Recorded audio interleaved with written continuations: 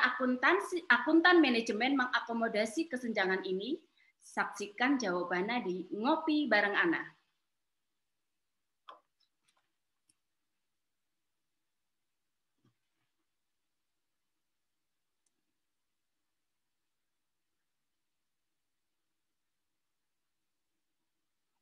Assalamualaikum warahmatullahi wabarakatuh. Selamat malam sahabat inspirasi dimanapun Anda berada. Jumpa kembali bersama saya Ana Sopana di Ngopi, ngobrol bareng pakar inspirasi di channel Inspire Media TV, Beyond and Smart Channel Inspirasi. Senang sekali pada malam hari ini, Rabu 3 Maret 2021, kita jumpa kembali di channel yang selalu menginspirasi dan insya Allah bermanfaat untuk kita semua. Dan pada episode ke-48 ini kita akan bincang-bincang tema yang menarik ya saat ini dan baru berlaku 1 tahun kemarin. Apakah itu? Yaitu tentang berbagai PSAK yang baru ya. Tadi sudah saya sebutkan PSAK 71, 72, dan 73. Dan malam hari ini saya kedatangan tamu yang tentunya tidak asing karena beliau itu ahli IFRS. Kita sapa dulu. Halo, Assalamualaikum. Selamat malam Pak ahli. Waalaikumsalam warahmatullahi wabarakatuh. Halo Ibu Dr. Ana, apa kabar? Baik sekali, sehat. Kemarin saya habis divaksin, Pak. Oh iya, vaksin yang pertama ya, Bu ya? Iya, betul. Dan dampaknya ngantuk dan lapar. Oke. Semoga seharian tidur gitu setelah divaksin. Bapak sudah divaksin belum? Belum, Bu. Belum dapat jatah nih. Di Jakarta masih diutamakan yang lansia dulu nih, Bu. Oh, begitu ya. Nggak apa-apa. Yang penting sehat dulu ya, Pak ya. Amin, amin. Baik, Pak Halik, malam hari ini kita akan bincang-bincang terkait dengan keahlian Bapak ya di bidang IFRS dan juga PSAK. Sebelumnya saya ingin memperkenalkan dulu tamu kita yang gelarnya panjang dan lebar. Saya bacakan ya Pak ya, gelarnya panjang sekali nih biar pemirsa juga tahu. Ahalik SE, AK, MSI, MAK, CME, CPME, CPSAK, CPE, Diploma IFRS, ASEAN CPE, CSS, dan CA. Saya sampai kelibet ini, saking banyaknya gelarnya. Pak, itu gimana ceritanya kok banyak sekali nih profesinya utamanya ini? Boleh kasih cerita dikit, Pak?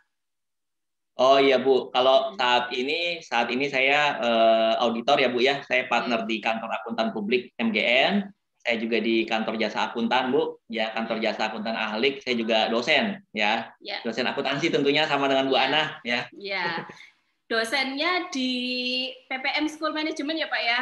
Ya betul, seperti latar belakang saya ini di kampus keren. PPM School of Management di Jakarta di Menteng. Ya. Dan segera ujian terbuka ya Pak ya, kita doakan.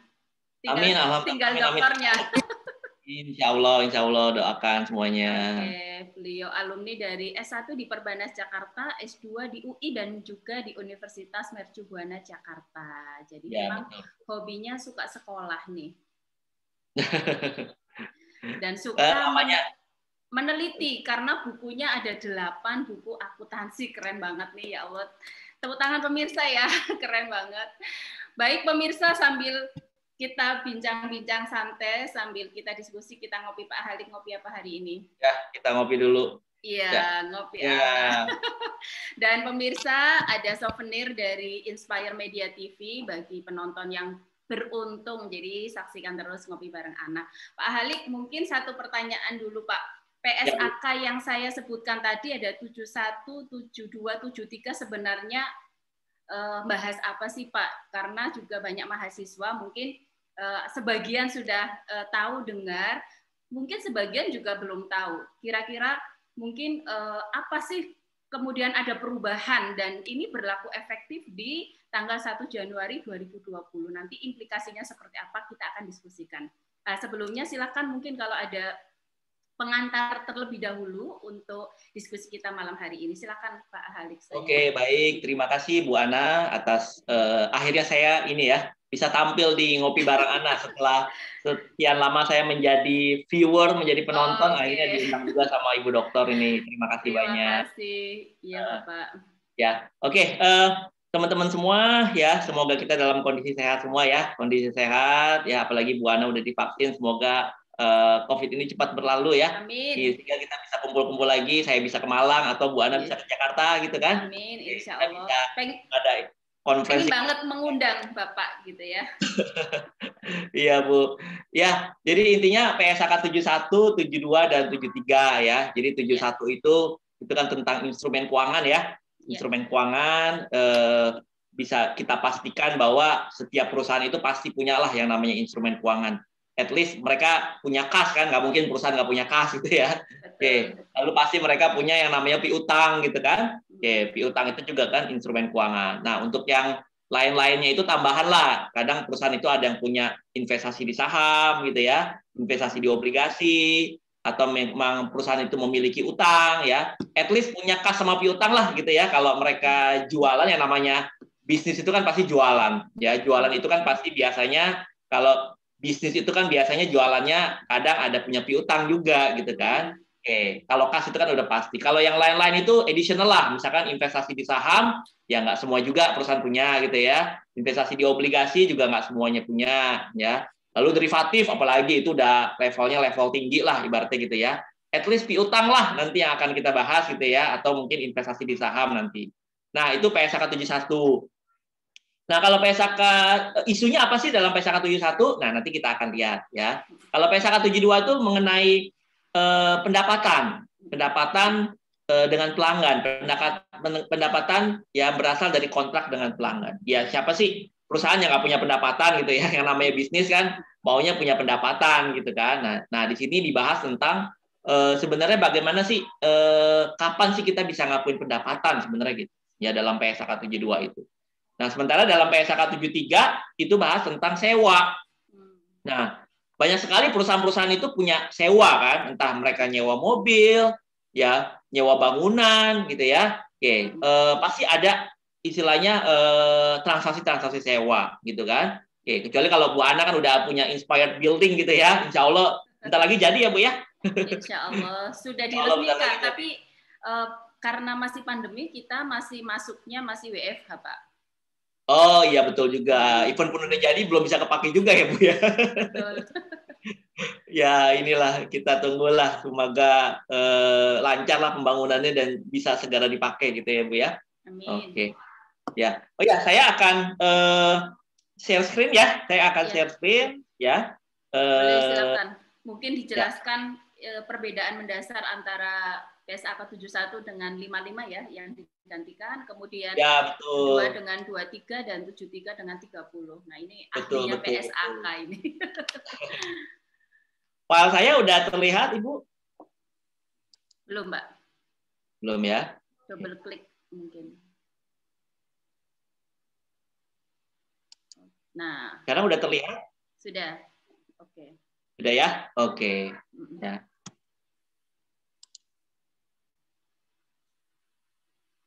Oke, seperti judulnya di sini apa? Tantangan bagi akuntan manajemen ya. Gap antara PSAK 71, 72 dan 73 dengan aturan pajak. Nah, ini kita kaitkan dengan aturan pajaknya gitu ya. Oke. Nah, coba di sini kita lihat di sini ada gambar uang gitu ya. Ada gambar pesawat, ada gambar mesin fotokopi, ada gambar traktor gitu ya. Nah, ini ada kaitannya dengan PSAK yang akan kita bahas ya. Oke. Nah, yang pertama itu tadi udah diperkenalkan ya. Oke. Kita lihat dulu yang pertama slide-nya. Nah, ini abstraknya dulu ya. Karena kebetulan topik ini juga saya jadikan tulisan ya, jadi ada sekilasnya lah gitu ya. Oke. Kita tahu bahwa 3 standar akuntansi itu udah berlaku ya di tanggal 1 Januari 2020 kemarin. Ya, tapi karena baru berlaku kemarin nih banyak sekali nih pekerjaan konsultan saya ini di akhir Desember, bahkan di sekarang ya Januari, Februari, Maret itu banyak sekali mereka yang minta kajian gitu loh. Ya, minta dikaji. Kebetulan kan sekarang lagi peak seasonnya audit gitu ya. Mereka minta dikaji bagaimana sih penerapan PSAK 71, 72, 73 ini di tahun 2020 gitu kan. Jadi justru sekarang tuh lagi rame-ramenya gitu ya karena lagi peak season dari audit ya. Jadi standar tersebut berlaku 1 Januari 2020 Standarnya apa aja sih ya? Ada PSAK 71, ada 72, ada 73 ya. Oke, tadi udah disebutkan 71 itu tentang apa? Instrumen keuangan ya. 72 tentang pendapatan dan 73 tentang sewa. Nah, ada beberapa perubahan signifikan dari standar-standar ini karena menggantikan banyak standar yang sebelumnya. Nah, ini kan memang PSAK ini itu muncul atau berlaku pada saat lagi pandemi banget, pas banget gitu ya. Oke, jadi banyak sekali relaksasi-relaksasi, apalagi yang terkait dengan PSAK 71 yang dikeluarkan oleh pemerintah, ya, terutama OJK, ya, Bursa Efek Indonesia, juga oleh regulator, oleh IAI, ya. Oke. Nah, standar ini mengadopsi IFRS atau International Financial Reporting Standard yang kita tahu bahwa IFRS itu kan basisnya prinsip ya. Oke, basisnya prinsipal. Sementara kita tahu bahwa otorisasi perpajakan itu basisnya adalah aturan, gitu. Jadi sangat berbeda sekali gitu loh, ya. IFRS itu berbasis prinsip. Prinsip itu kan berarti dia hanya menjelaskan secara general, gitu ya. Jadi general itu kan ibaratnya kalau ditanya 1+1 berapa, ya nggak harus 2 sebenarnya. Bisa misalkan 1,8 sampai 2,2 gitu loh. Jadi secara garis besarnya aja yang dipaparkan oleh PSAK. Sementara kalau pajak itu kan basisnya jelas. 1+1 ya harus 2. Ya kita nggak bisa nawar gitu kan. Oke, kalau pajak jelas ya basisnya itu sifatnya adalah aturan. Sementara kalau akuntansi itu basisnya prinsip. Ya, jadi dia hanya menjelaskan secara general gitu ya. Oke. Nah, kesenjangan ini membuat akuntansi dan perpajakan saat ini gap-nya itu jadi semakin lebih besar gitu loh. Gap-nya itu semakin luas gitu ya. Perbedaan ini merupakan tantangan buat kita semua, ya, terutama bagi akuntan manajemen, karena mereka kan sehari-hari akuntan manajemen itu berhadapan dengan laporan keuangan. Sementara di sisi lain mereka juga harus berhadapan dengan otorisasi perpajakan, ya, dengan aparat perpajakan, ya, sehingga mereka harus banyak melakukan rekonsiliasi fiskal, ya. Sementara yang dari sisi pajaknya juga belum tentu paham PSAK. Nah, disitulah tantangannya di situ. Ya, jadi kadang orang pajak aja account representatif gitu ya, petugas pajak ya, mereka hanya tahu dari sisi mereka, sementara ya ada standar akuntansi juga. Nah, itulah makanya pengetahuannya itu tidak seragam gitu ya, karena basisnya yang dipakai itu juga berbeda. Nah, akuntan manajemen di sini harus mengakomodasi kesenjangan ini dengan lebih memahami perbedaan ya, dan menyebarkan informasi ini baik untuk internal dan juga untuk eksternal. Nah, jadi salah satunya ngopi bareng Ana ini juga kita mau mensosialisasikan bahwa kita tuh harus memang berbeda gitu ya. Gapnya semakin lebar, ya. Tetapi perbedaan ini harusnya dibuat harusnya tahu sama tahu gitu loh, harmonis, karena memang nggak bisa disatukan. Tapi harusnya dari sisi perpajakan paham tentang PSAK, ya, yang orang akuntansi juga paham dari sisi perpajakan gitu loh. Jadi kita ambil jalan tengahnya tuh harusnya seperti apa, gitu ya, sesuai dengan aturan yang berlaku gitu ya. Oke. Nah, latar belakangnya sejak 1 Januari SAK di Indonesia mengalami banyak perubahan. Ya, saat ini sebagian SAK berbasis prinsip, ya. Jadi SAK yang berbasis industrial itu diganti menjadi SAK yang lebih berbasis luas gitu ya, berbasis prinsipal, ya. Diketahui bahwa PSAK 71, 72, 73 itu ya mereka berbasis prinsip dan bersifatnya itu komprehensif. Ya. Seorang akuntan profesional dituntut untuk memberikan professional judgment dalam menyikapi basis prinsip ini, di mana SAK memberikan acuan secara umum bagaimana suatu standar diterapkan. Kayak tadi, 1+1 itu berapa sih? Nggak harus sama dengan 2, bisa aja 1,9. Menurut Bu Ana 1,9 mungkin. Ya, sesuai dengan kondisi di Universitas di UWG, Widyagama, 1+1 1,9. Sementara di PPM mungkin 2,1 gitu. Ya, jadi tapi masih sama-sama dalam koridornya gitu loh. Misalkan koridornya itu antara 1,8 sampai 2,2 gitu. Tapi sebenarnya kesimpulan kita tuh masih sama gitu ya. Karena tadi kita akan memberikan yang namanya professional judgment kita sesuai dengan kondisi perusahaan kita. Ya, gitu. Jadi SAK itu kayak ngasih koridor secara umum gitu ya, tinggal kita nanti memutuskan supaya nggak keluar dari koridor yang ada gitu ya. Nah, itulah PSAK Ya, itulah PSAK berbasis prinsip. Ya. Jadi basis prinsip ini membuat gap antara akuntansi dan pajak semakin melebar. Ya, karena apa? Karena pajak itu nggak bisa basisnya prinsip, kacau gitu ya. Kalau pajak dibikinnya basisnya basis prinsip, ya bakalan banyak pengadilan pajak kalau gitu gitu ya. Kalau menggunakan professional judgment. Jadi pajak itu memang harus berbasis rule, karena dia harus jelas. 1+1=2-nya itu harus jelas. Ya, nggak bisa sama dengan akuntansi yang lebih general gitu ya. Nah, aturan perpajakan itu udah jelas dalam penerapannya. Ya, nah rumusan masalah di sini adalah apa sih perbedaan antara 71 dan aturan pajak? Bagaimana perbedaan 72, PSAK 72 dan aturan pajak? Bagaimana perbedaan PSAK 73 dan aturan pajak? Dan bagaimana kita sebagai seorang akuntan manajemen ini menyikapi gap antara SAK dan juga aturan perpajakan? Ya, nah ini manfaatnya ya tentunya bagi kita semua akuntan manajemen, bagaimana menyikapi gap ini bagi regulator ya, sehingga diharapkan ada masukan buat regulator supaya apa? Supaya nggak terlalu timpang gitu loh. Bagaimana orang pajak sama akuntansi itu harus duduk bersama menyikapi hal gap yang semakin melebar ini gitu loh. Ya jangan sama-sama misalkan oh menurut pajak begini, menurut akuntan begini, nggak ketemu gitu loh. Ya, padahal harusnya ya memang kalau akuntansi itu kan untuk komersil, pajak ya ikutin aturan pajak. Tapi memang harus ada rekonsiliasi nanti akhirnya gitu kan, ya supaya aturan akuntansi itu nanti direkonsil menjadi sisi pajak seperti itu. Ya, bagi akademisi tentunya ini pengetahuan untuk tambahan sebagai materi yang diberikan kepada mahasiswa nanti. Ya. Oke, kita lanjut lagi latar belakangnya tadi udah ya. Oke. Nah, perubahan-perubahannya apa saja ya? Oke, nah tadi udah. Oke. Nah, tadi kayaknya ini berulang ya. Bentar. Nah, kita mulai dari PSAK 71. Nah, PSAK 71 itu dia mengadopsi IFRS 9. Teman-teman, ya.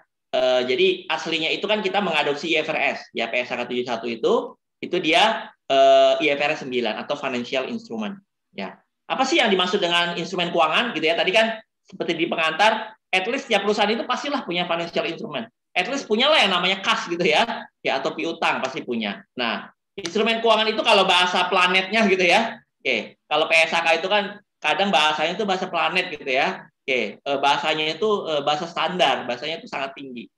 Financial instrument is any contract ya that give rise to. Nah, ini mudah-mudahan kelihatan ya. Oke. Financial instrument adalah suatu kontrak yang menambah suatu aset keuangan di satu entitas dan liabilitas keuangan di entitas yang lain.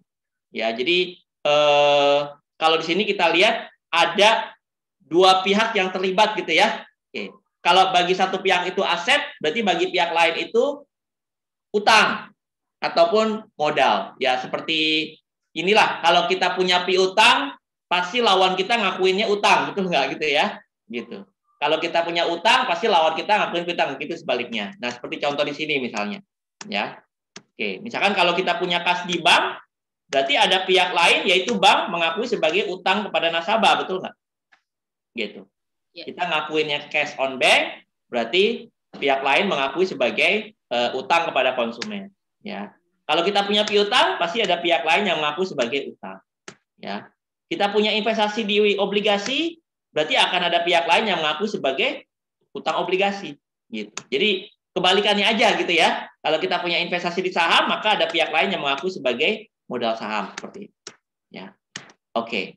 Financial instrument itu tadi yang sebelumnya kita sebutkan itu adalah yang primary. Ya, lalu juga ada yang secondary. Ya, jadi instrumen keuangan turunan namanya kita bilang. Ya, instrumen keuangan turunan itu kita bilang dengan derivatif. Sama juga ya, kalau kita mengakui piutang derivatif, maka ada pihak lain yang mengaku sebagai utang derivatif gitu. Ya, ada piutang, ada utang gitu kan? Gitu. Nah, pasti itu adalah ada instrumen keuangan. Nah, apa sih derivatif gitu ya? Nah, kalau kita lihat di sini ada gambar minyak gitu ya. Ada gambar apa nih? Kurs mata uang asing gitu enggak? Lalu di sini ada harga saham, ada bunga, ada stok, ada indeks gitu ya. Di mana ciri-ciri dari gambar-gambar ini adalah apa? Harga minyak, kurs mata uang asing, ya, harga saham, tingkat suku bunga ataupun indeks, mereka memiliki sifat apa? Fluktuatif, betul nggak? Ya, mereka memiliki sifat yang namanya fluktuatif. Nah, kalau sifatnya fluktuatif pasti mengandung resiko dong, betul nggak? Gitu ya. Sesuatu yang sifatnya naik turun, gitu ya, itu kan mengandung resiko. Nah, resiko itu ya kita bisa minimalisasi dengan melakukan transaksi yang namanya derivatif, ya. Gitu. Jadi derivatif itu bisa tujuannya itu untuk spekulasi, ya. Kayak misalkan nebak skor bola. Skor bola itu kan sesuatu yang fluktuatif, nggak tentu. Kadang dijadiin ajang judi gitu ya, gitu loh. Jadi dijadikan ajang spekulasi gitu loh, ya. Nah, kadang untuk meminimalisasi resiko tadi kita melakukan transaksi lindung nilai gitu. Jadi supaya nggak rugi-rugi amat lah, ya. Misalkan kita punya transaksi ekspor impor yang harus menggunakan mata uang asing, gitu ya. Berarti kan itu kita beresiko dengan naik turunnya mata uang asing kan. Nah, itu kita bisa meminimalisasi dengan melakukan transaksi lindung nilai. Ya, tapi ada juga pihak-pihak yang memanfaatkan kespekulatifannya itu untuk spekulasi, untuk dalam tanda kutip berjudi, gitu ya. Gitu kayak skor bola itu kan sesuatu yang spekulasi, itu kan berjudi, makanya tidak ada derivatif syariah gitu ya, karena ada unsur spekulasi gitu lah, ada unsur judinya gitu ya. Oke. Nah, itu kan nanti tentunya akan menimbulkan baik mau unsur spekulasi maupun unsur lindung nilai, itu akan menimbulkan yang namanya laba atau rugi gitu ya. Nah, klasifikasi instrumen keuangan ya. Jadi kalau kita punya investasi di saham ya, itu bisa kita klasifikasikan sebagai nggak mau dijual gitu. Jadi ibaratnya kita punya mobil, ya mobilnya mau kita pakai aja untuk kehidupan sehari-hari gitu. Ya, nggak mau kita jual gitu kan. Nah, itu berarti not for sale. Ya. Oke. Yang kita bilang dengan amortized cost ibaratnya gitu. Yang kedua ada memang kita punya mobil selain kita pakai untuk sehari-hari tapi juga ada intensi mau kita jual. Jadi kita bilang available for sale kalau dulu ya, betul nggak? Nah, atau yang dikatakan dengan nilai wajar melalui nilai wajar melalui OCI ya, atau other comprehensive income gitu ya. Jadi ibaratnya mobil tersebut kita pakai tapi juga nanti kalau butuh uang saya jual gitu ya. Oke, itu namanya nilai wajar melalui OCI. Yang ketiga itu adalah yang memang kita beli instrumen keuangan yang tujuannya untuk dijual lagi gitu. Ya, ibaratnya kita beli mobil tapi tujuannya beli mobil untuk apa? Untuk dijual kembali gitu. Jadi untuk langsung dijual. Jadi kayak showroom jual beli mobil bekas gitu kan. Oke, mereka beli mobil untuk bisa langsung dijual kembali. Nah, itu berarti fair value through profit and loss ya. Nah, berarti kalau begitu, kalau 3 kategori itu terus gimana dong? Berarti kalau misalkan kategorinya tadi AC gitu ya, amortized cost yang ibaratnya kita beli tapi memang untuk kita tahan sampai dengan masa manfaatnya habis ya. Kita beli mobil emang kita mau pakai sampai selesai gitu kan. Oke, berarti dia harus kita depre dong, betul nggak? Gitu ya. Sama lah berarti harus kita amortize. Kita compare ke fair value nggak? Ya nggak usah. Gitu loh. Nggak perlu di compare ke fair value ya. Karena apa? Karena ya buat apa kita punya mobil kita compare ke fair value, orang kita mau pakai, betul nggak? Gitu ya. Terus ya berarti nggak ada laba rugi berarti kan. Lalu kalau equity OCI tadi ibaratnya kita mau pakai tapi juga ada kemungkinan kita jual, berarti tetap kita depre. Kita compare ke fair value nggak? Iya, gitu loh. Karena ada keinginan untuk dijual. Nah, berarti kan kalau compare ke fair value berarti ada ini dong, nanti ada untung rugi. Untung ruginya masuk kemana? Ke OCI, gitu ya. Oke. Terus yang ketiga, memang untuk kita mau jual, kita beli mobil memang langsung mau kita jual. Ya berarti diamortisasi nggak, di depre nggak? Ya nggak perlu. Orang kita beli hari ini maunya besok kejual gitu kan? Ya ngapain didepresiasiin gitu. Compare ke fair value jelas karena saya mau jual ya. Oke, lalu tentunya nanti ada laba rugi. Laba rugi masuk ke mana? Langsung masuk ke profit and loss. Nah, ini adalah dari sisi akuntansi. Dari sisi pajak gimana? Nah, kalau dari sisi pajak itu di sini coba perhatikan ada OCI ya, ada other comprehensive income. Ya, kalau OCI itu kan berarti sebenarnya laba rugi yang belum terrealisasi, betul nggak? Ya, secara akuntansi diakui laba. Ya, tapi secara pajak, tunggu dulu, gitu kan? Gitu. Jadi akuntansi itu ada fair value karena kan di akuntansi itu kan di dalam IFRS itu kan dia mengencourage menggunakan nilai wajar, gitu ya. Sementara nilai wajarnya itu kenaikannya belum direalisasi. Ya. Nah, berarti kan di pajak itu kan nggak akan diakui gitu loh. Orang itu cuman secara buku aja gitu kan. Ya, secara buku aja, secara realisasi belum. Gitu loh. Jadi inilah gapnya, salah satu gapnya tuh di sini. Ya, jadi nanti di pajak itu hanya akan mengakui yang real, yang memang udah kejual beneran gitu loh. Ya, oke. Jadi tidak mengakui apa yang diakui secara buku, gitu ya. Oke.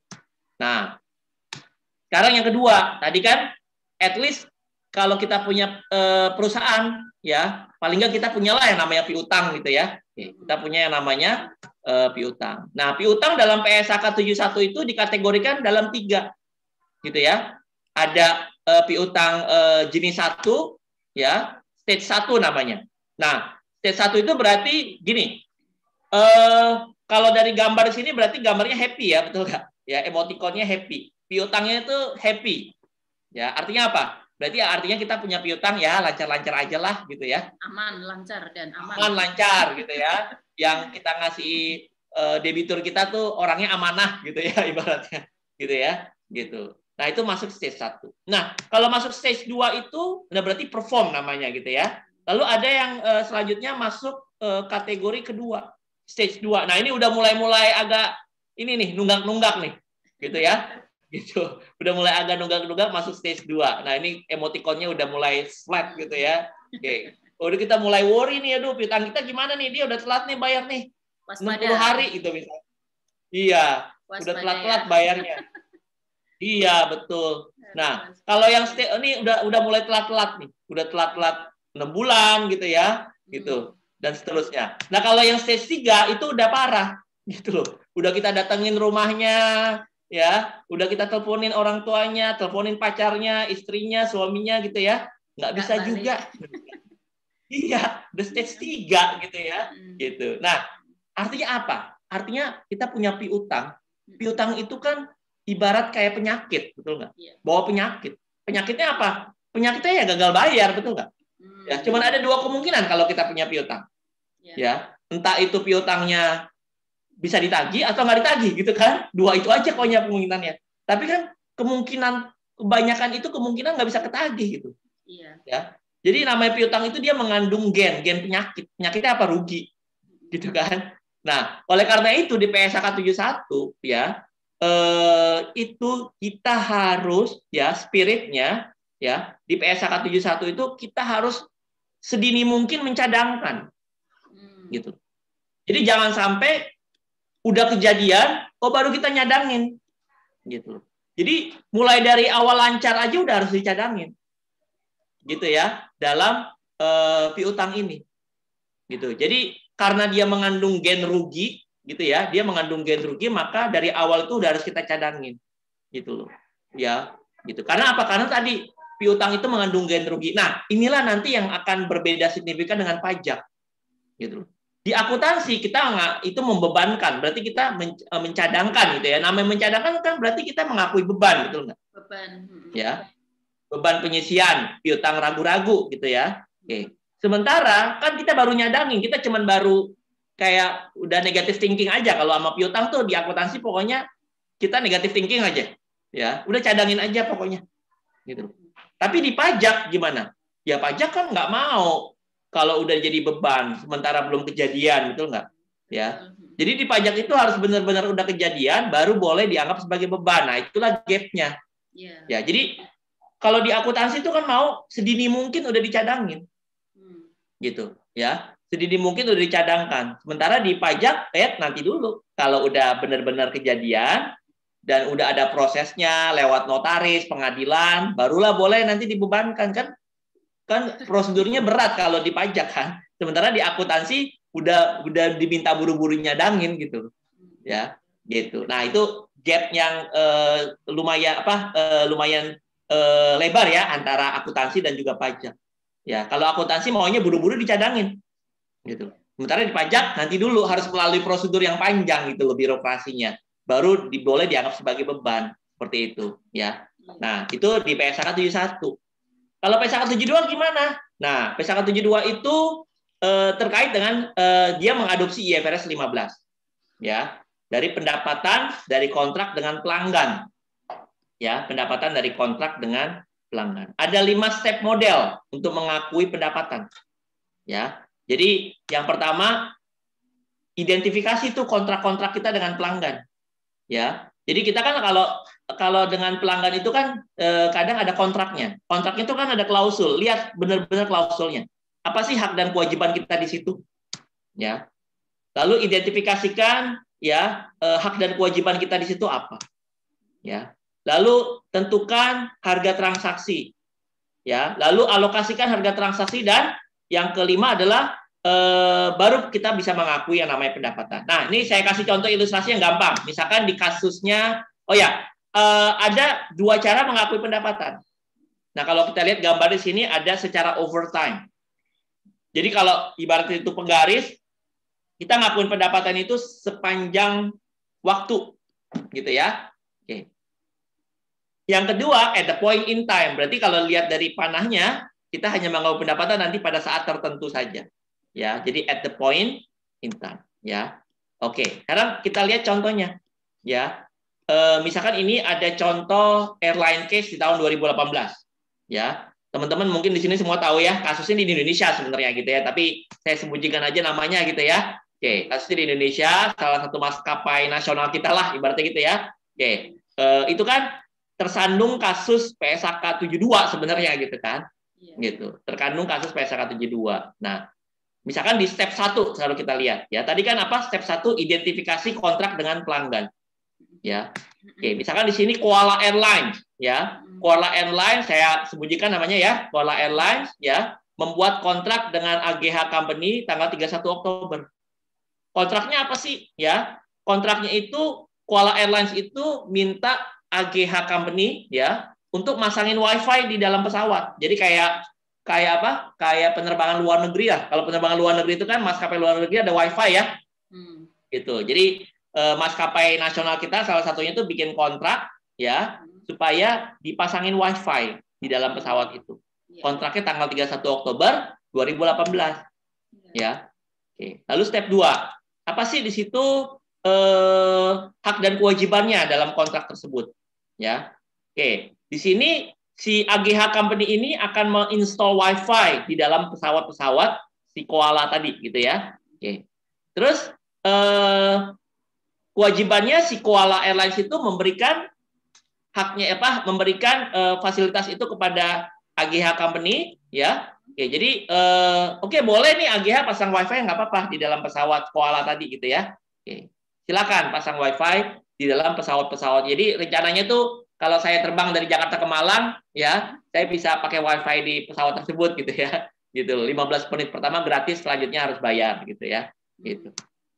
Nah, terus selanjutnya yang ketiga ya, tentukan harganya. Nah, ternyata harga kontraknya itu adalah 239 juta US dollar.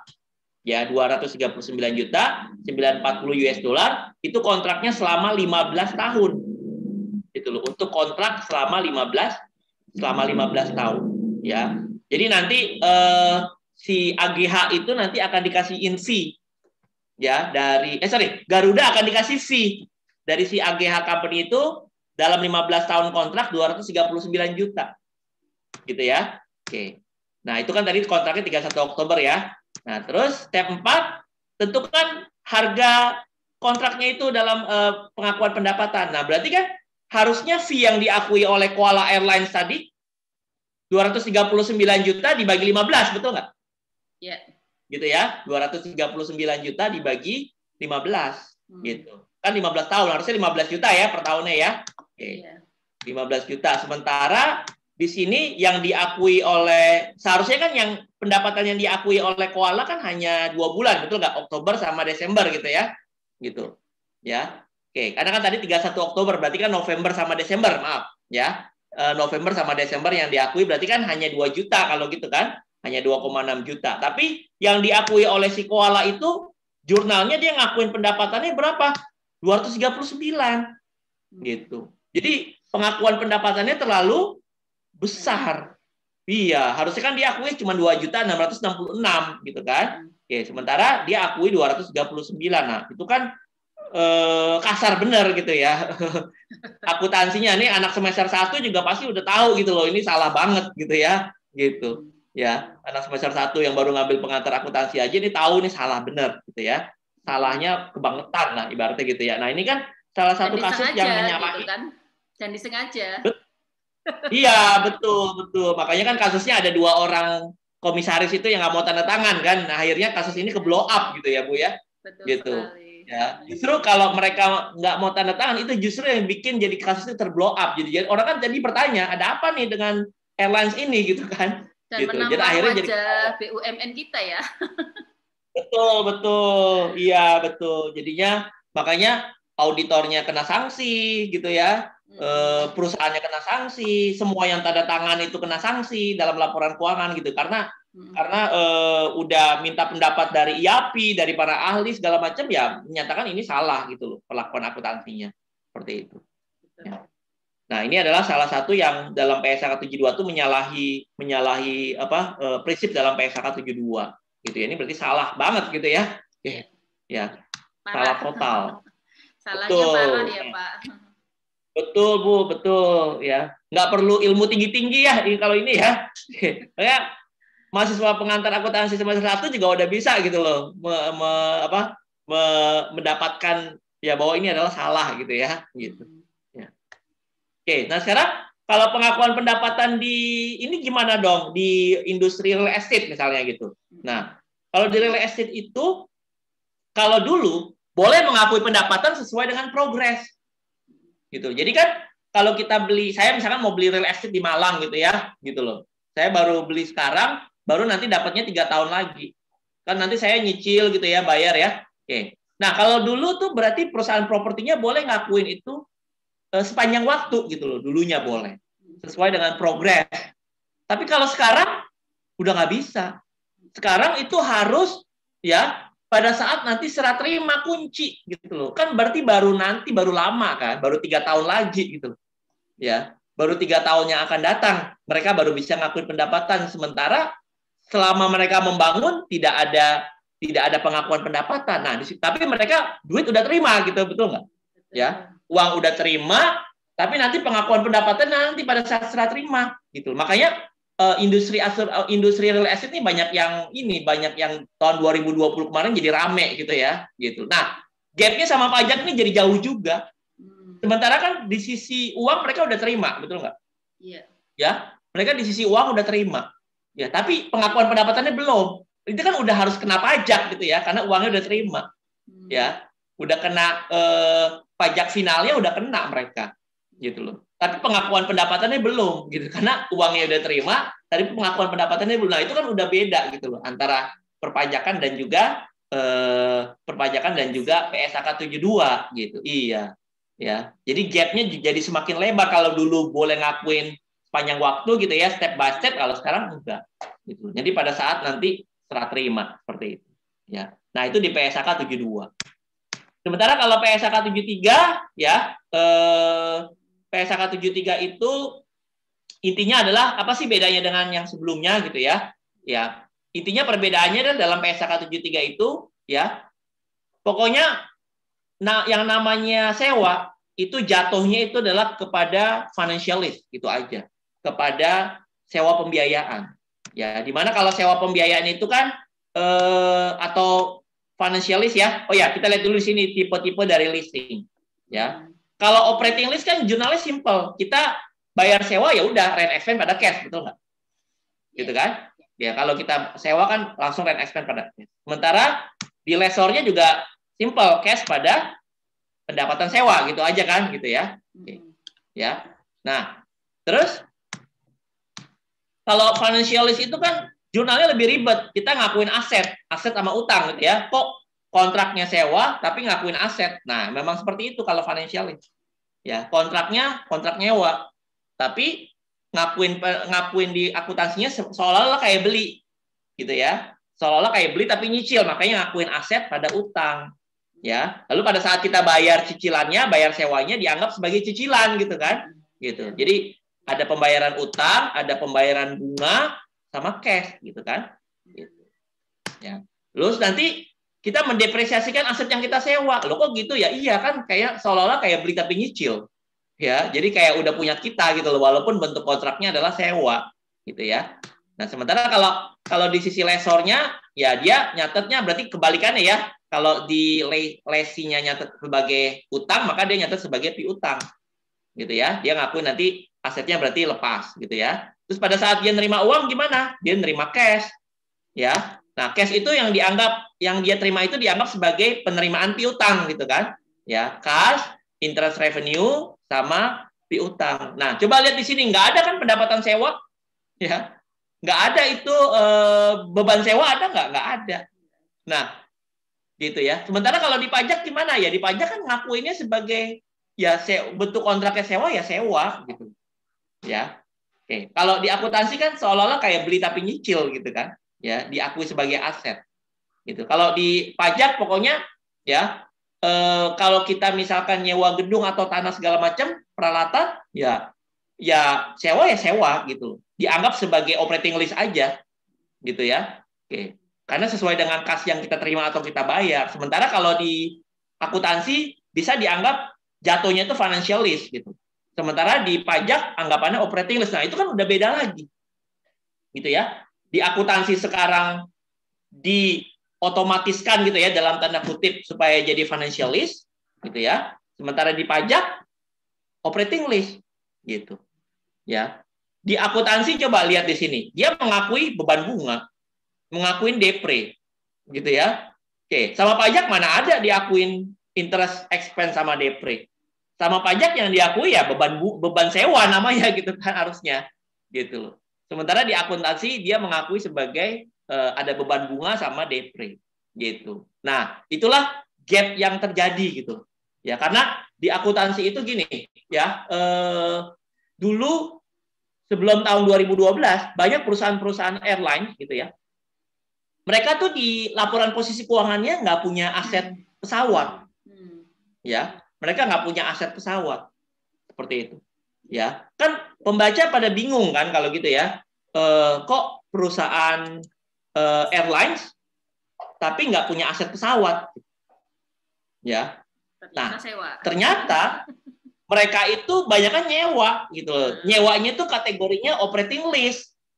Kalau nyewanya operating list kan nggak ngakuin aset gitu nggak? Betul. Ya. Tapi pembaca bingung kok di neraca atau di laporan posisi keuangan nggak perusahaan airlines kok nggak ada pesawat gitu ya. Padahal pesawat itu kan yang bisa mengenerate revenue mereka, betul nggak? Ya, yang aset paling utama yang bisa mengenerate revenue mereka. Tapi kok nggak ada gitu loh di sisi aset mereka. Nah, karena apa? Kenapa nggak ada? Karena mereka menggunakan operating list. Iya, gitu loh. Nah, tapi kalau sekarang gitu ya, justru untuk menjadi operating list itu malah lebih susah gitu loh. Ya, malah sekarang harus jadi financial list. Kalau untuk menjadi operating list itu harus yang benar-benar asetnya itu bernilai rendah. Ya, bernilai rendah itu misalkan kayak cuma nyewa laptop gitu ya, cuma nyewa komputer personal, nyewa telepon, sama jangka waktunya di bawah 12 bulan, baru boleh diakui sebagai operating list, baru diakui sebagai beban sewa.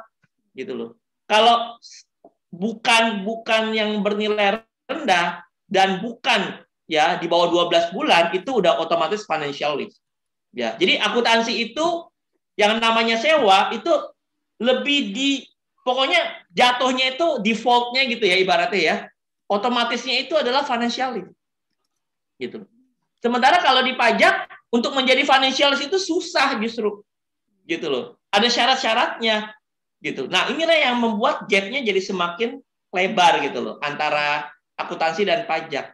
Ya, di akuntansi maunya financial list, di pajak untuk menjadi financial list itu susah. Gitu ya. Syaratnya itu banyak gitu ya, seperti itu.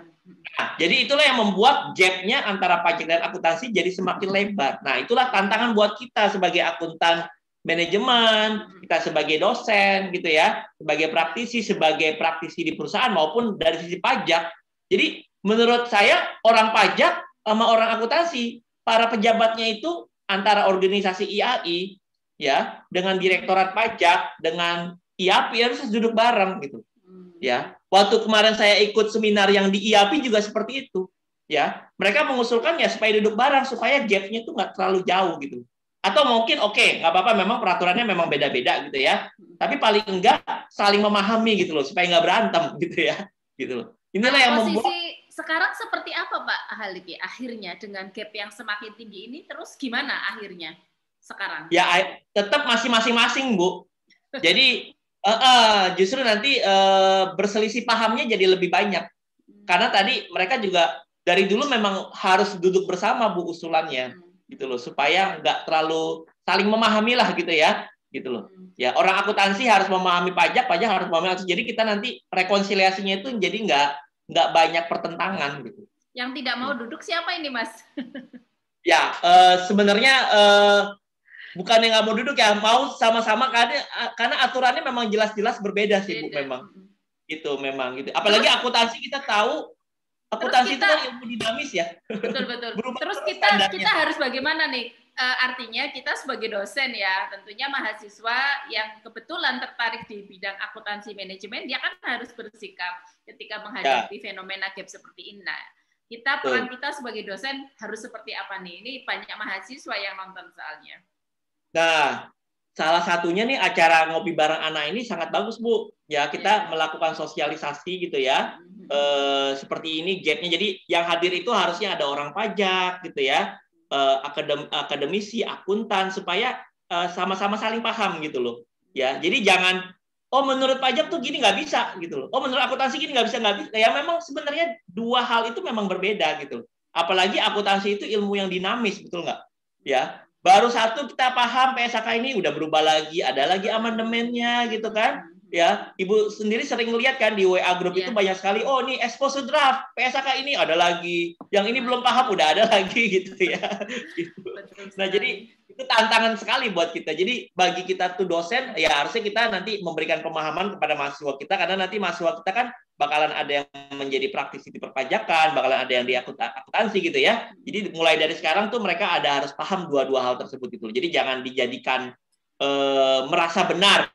Di pajak itu yang benar, di akuntansi itu yang benar, nggak seperti itu. Kalau ya, perspektifnya Pak Halik selaku praktisi juga dosen, itu mana sebenarnya kita harus akuntan manajemen pastinya kan akan membela perusahaan ya, sementara pajak harus mengamankan negara gitu kan dengan penerimaannya. Betul. Nah, perspektifnya Pak Halik ini seperti apa nih? Saya win-win solution nggak? Gimana nih? Mumpung didengar mahasiswa. Ya, win-win solutionnya yaitu memang kalau kebanyakan kan saya memang dari sisi akuntansinya ya Bu ya, gitu loh. Ya kalau kalau untuk laporan komersil ya kita pakai PSAK gitu ya. Tapi pada saat kita nanti buat lapor ke pajak gitu ya udah kita rekonsiliasi sesuai dengan peraturan perpajakan. Jadi nanti bedanya memang bisa jauh gitu ya. Nah nanti kita harus baik-baik lah sama orang pajak menjelaskan gitu ya, karena teknik ilmu komunikasi di sini juga kita penting gitu ya. Jadi jangan asal emosi, akuntansi itu begini gitu. Jadi memang kita sebagai orang akuntansi itu apapun gitu ya, kita harus memiliki soft skill yang lain lah ya, ilmu komunikasi, pendekatan gitu ya, supaya lawan kita itu ya bukan lawan sih ya, maksudnya yang berbeda pandangan dari kita itu tidak serta-merta ya mereka mempertahankan juga gitu. Jadi memang kita ambil jalan tengah. Ya udah kalau memang untuk akuntansi ya kita pakai komersil gitu. Kita pakai PSAK gitu ya. Kalau untuk komersil kita pakai PSAK. Sementara untuk pajak ya udah kita ikutin aturannya. Walaupun dengan rekonsiliasi yang cukup banyak akhirnya gitu kan. Jadi selain itu punya 2 laporan keuangan dong ya. Iya, betul. Pasti harus punya laporan dua laporan ya. Karena memang dasar yang dipakai berbeda gitu. Ya, dan tentunya itu tadi kita harus bijak ya, kita harus punya communication skill yang baik ya untuk mengkomunikasikan perbedaan itu kepada, kalau misalkan dalam tanda kutip kita harus akhirnya diperiksa gitu misalnya gitu ya. Nah, seperti itu. Ya, kita harus punya skill yang lain lah gitu ya, soft skill yang lain untuk melakukan pendekatan kepada kantor pajak gitu. Nah, begitu ya teman-teman, para mahasiswa bagaimana caranya bisa berkomunikasi yang baik dengan para pajak ya, karena biasanya ditagih nih, wah ini kurang bayar gitu kan. Antar saya juga beberapa kali dikonfirmasi setelah saya jelaskan atau staf kami dijelaskan, akhirnya clear. Nah, itu memang betul tadi. Betul. Jadi kita harus menyusun laporan keuangan sesuai dengan PSAK, kemudian kalau ada kaitannya dengan pajak, maka kita juga harus menyesuaikan dengan aturan perpajakan. Dan jika terjadi selisih, maka bagaimana caranya kita mengkomunikasikan dengan para pengambil keputusan, utamanya di perpajakan. Baik Pak Ahalik, kita sapa dulu ya. Ini karena tadi mendengarkan serius presentasinya Pak Ahalik, saya baru sempat menyapa para pemirsa kita saat ini yang sedang nonton. Terima kasih dari mana saja, tidak banyak yang absen, hanya Bu Endah dari Wijagama ini ya. Selamat malam Pak Ahalik dan salam kenal gitu ya. Dan Pak Dekan, siapa Pak Dekan Mercu Buana selalu nonton. Pak Novi, selamat malam Pak Novi. Pak Novi ini ada pertanyaan terkait dengan substance over form dan form over substance, Pak. Dari sisi eksekutif perusahaan bisa menjadi dilema dalam pengambilan keputusan, terutama terkait dengan teori asimetri informasi. Bagaimana pendapat Pak Ahalik? Ya, terima kasih Pak Dekan, Pak Novi, Pak Dr. Novi. Ya. Pertanyaannya tadi setelah dibaca Mbak Buana ya, terkait dengan substance over form. Dan form over substance dari sisi eksekutif perusahaan bisa menjadi dilema dalam pengambilan keputusan, terutama terkait teori asimetri. Bagaimana pendapat narasumber? Ya itu tadi ya Pak ya. Sebenarnya kalau dari sisi akuntansi itu kan memang lebih kepada principle basis tadi ya. Principle basis itu kan lebih kepada yang substance over form, gitu ya. Substansi lebih dipentingkan daripada bentuk legal, gitu ya.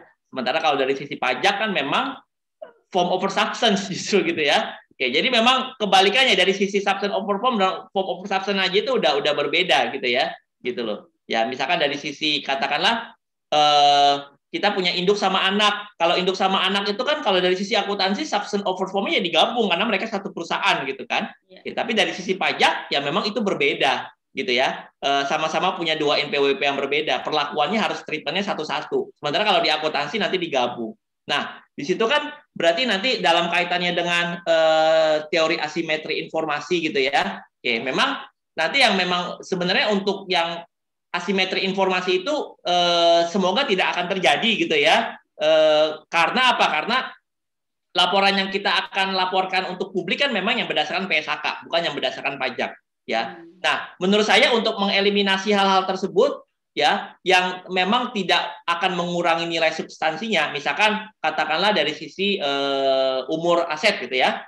Kalau dari umur aset kan di pajak itu sudah diatur gitu ya. Ada yang umur 4, 8 gitu kan, 16 atau 20 ya. Kita ikutin aja aturan pajak supaya rekonsiliasinya nggak terlalu banyak gitu ya. Oke, kalau memang bukan aset-aset yang memang secara signifikan berbeda jauh kelompoknya dengan yang diatur oleh pajak gitu. Jadi menurut saya ya kita cara meminimalisasinya adalah supaya informasinya itu nggak beda jauh antara laporan komersil dengan pajak, ya kita usahakan yang bisa kita samain gitu, ya. Misalkan kalau dalam pajak itu metodenya kan cuma 2, misalkan depresiasinya itu cuma garis lurus sama double declining, ya udah kita jangan pakai yang sum of the year digit method gitu loh, ya. Jadi samain aja sama pajak gitu kan supaya gap-nya itu nggak terlalu jauh gitu ya. Jadi usahakan ya dari peraturan-peraturan pajak dan akuntansi supaya laporannya itu tidak ada asimetrinya gitu ya antara pajak dan akuntansi. Kita usahakan seminimal mungkin gap-nya ya. Jangan mencari misalkan metode-metode yang di luar itu gitu loh. Ya walaupun di akuntansi diperkenankan lah ibaratnya gitu ya. Tapi kalau di pajak udah diatur cuma 2, ya udah kita ikutin aja kalau perbedaannya nggak material, nggak signifikan, ya udah kita ikutin aturan perpajakan seperti itu, Pak Novi. Baik, jelas ya Pak Novi ya. Ini karena ada beberapa pertanyaan, jadi nggak usah saya bahas. Yang berikutnya dari Pak Fajar ini menyapa saja ya. Pak Ahalik juga bisa menyimak ya. Itu ada pertanyaan dari Mbak Elba Sevilla. Ya, Mas bisa, atau Mbak? Sepertinya Mbak ya. Ya, Elba, silakan izin bertanya terkait dengan mungkin maksudnya tadi karena dijelaskan ada 2 versi laporan keuangan ya, mungkin maksudnya kelemahannya seperti apa Pak? Oh, sebenarnya bukan kelemahannya karena memang pada kenyataannya nanti laporan itu kita ada 2 versi gitu ya. 2 versi itu bukan berarti kita bikin laporan itu ilegal, enggak. Memang kalau untuk komersil kan memang harus pakai PSHK. Gitu. Kalau untuk komersil gitu ya, untuk IPO itu kan kita pakainya aturan PSHK semuanya. Betul. Gitu. Dari OJK pun ya kan, peraturan Bapepam G7 itu kan juga pakainya dasarnya semua PSHK gitu ya. Oke, pajak ya udah sesuai dengan aturan mereka. Kadang kalau pajak itu kan perubahannya nggak seperti akuntansi ya, gitu loh. Mereka masih pakai aturan-aturan yang lama gitu. Jadi artinya kalau dari sisi dinamis lebih dinamis yang PSAK gitu loh, berubah terus. Ya, lalu tadi ada baru tahu bahwa sewa itu ada DP. Iya ada. Kalau financialis kan ada gitu ya. Nah itulah nanti perbedaannya. Kalau di pajak kan ya anggapannya sebagai beban sewa aja. Cuma kalau akuntansi, kalau financialis itu nanti menganggap ada biaya depresiasi. Gitu. Berikutnya pertanyaan dari Mahrus Effendi, Pak, terkait dengan cara komunikasi yang baik dengan pihak pajak. Ini harus tahu pajak juga ini. Komunikasi yang efektif ya, itu tadi sih Pak ya, Pak Mahrus ya. Nah kalau untuk teknik komunikasi ini sepertinya kita bisa mencontohnya Bu Ana ya. Bu Ana itu kan pendekatan dengan berbagai pihak itu kan ini ya, supel gitu ya, kayak luwes lah ibaratnya gitu. Nah itu sebenarnya juga keahlian-keahlian yang sebenarnya harus kita miliki gitu loh. Ya, gitu. Jadi artinya kita nggak cuman kita nguasain pajak, nguasain akuntansi, tapi kita nggak memiliki komunikasi skill yang baik juga itu nggak bagus gitu loh. Makanya sejak mahasiswa kita diharapkan mengikuti kegiatan organisasi mahasiswa gitu kan. Kita berhadapan dengan banyak orang, ya bekerja dalam tim itu kan salah satu juga akan membentuk soft skill kita gitu loh. Ya untuk melakukan pendekatan-pendekatan seperti itu. Ya kalau kita ibaratnya punya ilmunya aja tapi kita nggak bisa melakukan pendekatan yang baik, komunikasi yang baik, kita juga nggak bisa dapat klien juga gitu ya, ibaratnya seperti itu. Nah itu kita perlu sekali pendekatan tadi Pak. Jadi ibaratnya cara pendekatannya ya itu memang memerlukan teknik-teknik tertentu lah ibaratnya gitu ya. Ya ibaratnya kita harus merendahkan emosi kita gitu loh ke selfish kita gitu ya, jangan merasa bahwa dari sisi kita itu yang paling benar, tidak gitu ya. Jadi kita saling komunikasi dulu dua arah, kita cari mana yang paling tepat seperti itu. Jadi jangan merasa kita yang paling benar dulu gitu loh. Ya kita harus memandang juga dari perspektif lawan bicara kita atau lawan kita. Jadi supaya enak gitu loh, tenang, kita adem lah pikirannya lah ibaratnya gitu ya. Gitu. Ya. Baik begitu ya Pak Mahrus. Memang harus banyak berkomunikasi dan juga harus selalu belajar ya Pak Halik ya, karena ilmu itu selalu berkembang begitu. Ya. Dan kita harus bisa memahami lawan kita Bu. Maksudnya dalam lawan bicara kita jangan serta-merta merasa bahwa kita yang paling benar, nggak gitu. Ya, karena mereka juga memiliki perspektif yang berbeda sesuai dengan bidang ilmu dan pengalaman mereka gitu loh. Jadi hitung-hitung kita juga belajarlah dari mereka gitu ya, dari yang memiliki perspektif yang berbeda gitu loh. Ya. Gitu. Baik, itu ada sapaan dari Pak Venus. Selamat malam Pak Venus, sukses selalu Bu Ana, terima kasih. Bagi pemirsa semua yang belum subscribe channel ini, jangan lupa subscribe, karena subscribe gratis ya Pak ya, dan juga channelnya Pak Ahalik. Di apa Pak alamatnya Ahalik ya Pak ya, saya sudah Ahalik Hamzah. Ya Ahalik itu Hamzah, yes. Teman-teman juga di situ bisa belajar akuntansi, ada PSAK terbaru juga saya upload di sana gitu ya. Betul. Gitu. Iya. Ya, intinya belajar dimanapun sampai kapanpun ya, tanpa batas waktu begitu. Betul Ibu. Pak Halik, mungkin pertanyaan saya sebelum karena waktunya juga dibatasi, Pak, PSAK kan berkembang pesat terus ya Pak ya. Nah, pernah nggak terjadi kekosongan untuk perlakuan akuntansi tertentu? Kalau misalnya terjadi kekosongan, apa biasanya yang harus dipakai oleh akuntan, Pak? Oh ya Bu, semenjak tahun 2012 sampai dengan saat ini ya, posisi kita itu masih terus mengejar IFRS gitu ya. Ya. Nah, kalau sekarang itu posisi mengejar kita itu jangan lebih dari 1 tahun. Misalkan IFRS-nya itu udah berlaku 2023, ya berarti kita maksimal 2024 itu udah harus menerapkan gitu ya. Nah, selama ini sih kekosongan belum pernah ada sih Bu ya. Jadi kalau misalkan kita sebelum menggunakan standar yang baru, pasti kita masih bisa menggunakan standar yang lama gitu ya. Oke. Palingan kalau yang bukan kekosongan sih sebenarnya ya, tapi standarnya memang belum fix, itu seperti misalkan PSAK 74. Itu terkait dengan asuransi. Nah, itu prosesnya lama sekali gitu loh. Ya, dari mulai fase 1, fase 2 itu adalah PSAK yang paling terlama yang dibuatnya gitu ya. Karena apa? Karena standar asuransi itu dalam prakteknya dunia industri asuransi itu prakteknya beda-beda. Jadi mereka berusaha untuk membuat standar akuntansi yang bisa sama semua gitu loh. Jadi one for all ibaratnya gitu ya. Nah, tetapi sebelum misalkan PSAK itu fix diresmikan gitu ya, disahkan ya, kita masih menggunakan PSAK yang berlaku sebelumnya. Lama gitu. Jadi tidak mungkin kekosongan ya Pak ya. Iya, betul. Berubah terus gitu kan. Dan Pak, apa sih Pak menariknya kenapa harus seorang akuntan paham seluruh PSAK ya? Kayak Pak Ahali kan keahliannya sepertinya memang lontok gitu IFRS. Mungkin bisa ngasih tips, triks kepada pemirsa yang nonton khususnya mahasiswa untuk punya gairah, punya motivasi mempelajari kitab sucinya akuntan. Ini gimana Pak? Iya, Bu, betul. Nah, inilah yang membuat nanti profesi kita itu nggak akan digantikan oleh robot, Bu. Ya, katanya sekarang kan zaman digital 4.0, katanya kan ada yang bilang, oh, profesi akuntansi gitu kan. Enggak, justru dengan dinamisnya standar kita gitu ya, banyak orang akan membutuhkan kita karena kita yang akan lebih paham dengan standar-standar terbaru tersebut gitu loh ya. Justru kalau misalkan ilmunya 1 tambah 1 cuma 2 ya, ilmu kita justru nggak kepake ya, orang semua udah tahu. Justru karena ilmunya ini berkembang terus, itulah yang membuat profesi akuntan itu akan selalu terpakai gitu loh. Jadi bukan robot gitu ya. Kalau robot kan ya udah tinggal masukin angka jadi gitu ya, 1 tambah 1 2. Nah, sementara ini enggak, karena akuntansi itu membutuhkan sentuhan yang namanya professional judgment. Professional judgment itu nggak bisa diambil keputusannya oleh robot, oleh digital pun itu nggak bisa. Ya, jadi memang harus akuntan gitu loh yang membuat professional judgment itu.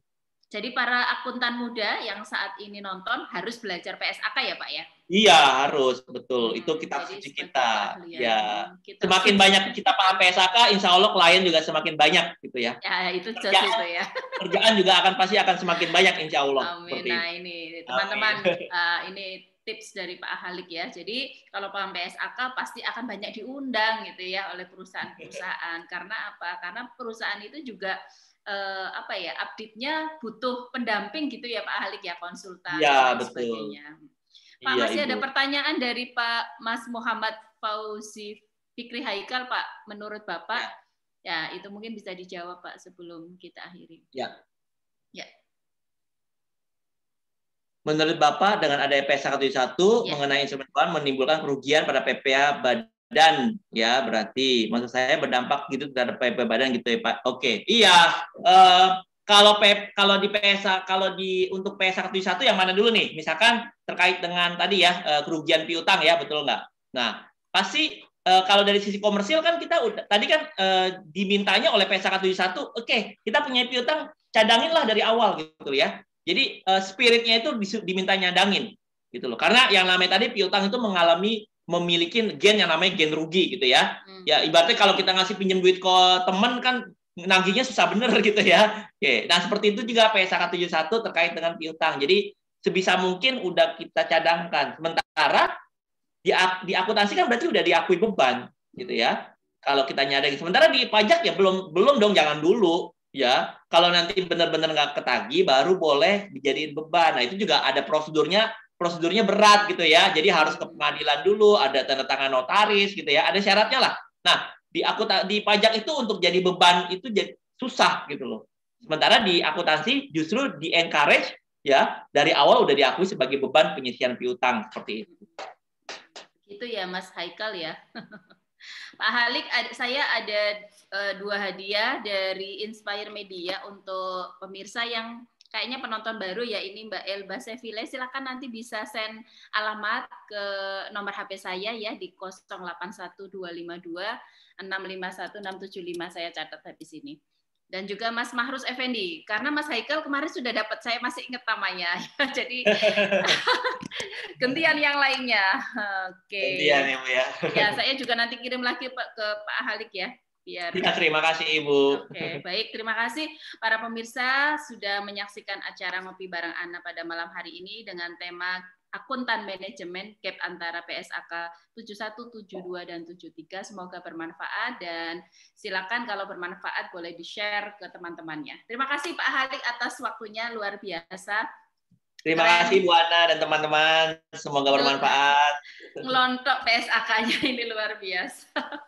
Memang Pak Halik ini terkenal ya, memang rajin dan memang ahli PSAK, dan senang sekali kita bangga ya punya akuntan muda yang punya banyak prestasi. Kita doakan semoga ujian terbukanya lancar ya Pak ya bulan depan. Amin Ibu, terima kasih Ibu Dokter.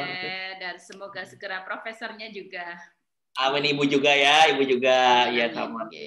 Amin, amin. Baik, terima kasih. Selamat malam pemirsa semuanya. Jumpa lagi minggu depan di channel Inspire Media. Terima kasih. Terima Assalamualaikum. kasih. Waalaikumsalam. Assalamualaikum.